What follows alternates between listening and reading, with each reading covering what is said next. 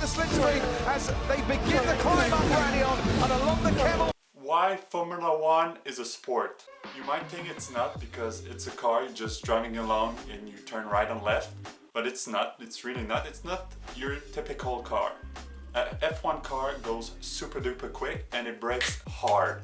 As a physiotherapist student, I know a couple of things on sport and your human body. I will go in this video through 3 things that impressed me the most about F1 athletes.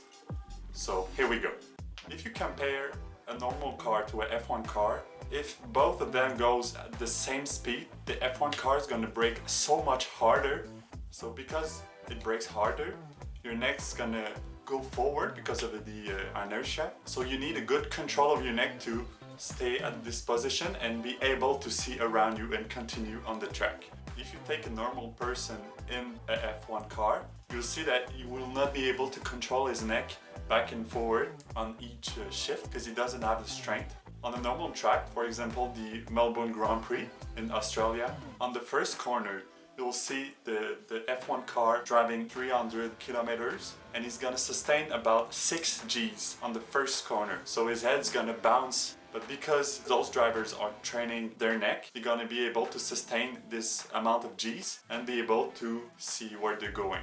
So F1 drivers gonna strain their neck by doing some exercise on the lateral and the front and the back.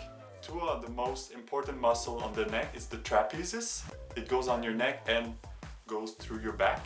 And also the sternocleidomastoidea muscle.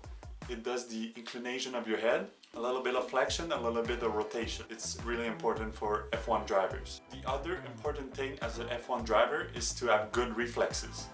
Reflexes are very important at F1 to, first of all, avoid cars in front of you and to save your car if you drove too fast in the corner and your car is spinning around. So to get it back on the track. Because it's really important, they need to train reflexes. So you'll see drivers doing some things like this on the lights to go as fast as they can to improve their reflexes. The last thing I want to talk about is stamina. If you didn't know, F1 races is about 1 hour and 30 minutes long.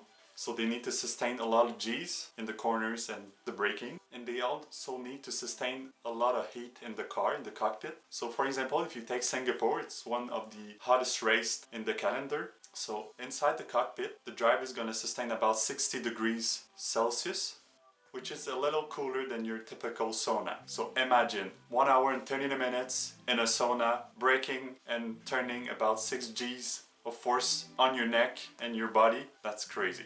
I just want to show you one example of Lewis Hamilton on his fast lap on Singapore. You'll see the amount of Gs he's going through every single corner. And imagine that doing 1 hour and 30 minutes, as I said. It's just crazy. So you go guys, hope you liked the video. If you did, drop a like and subscribe. That will help us a lot in the algorithm of YouTube. And see you soon. Ciao.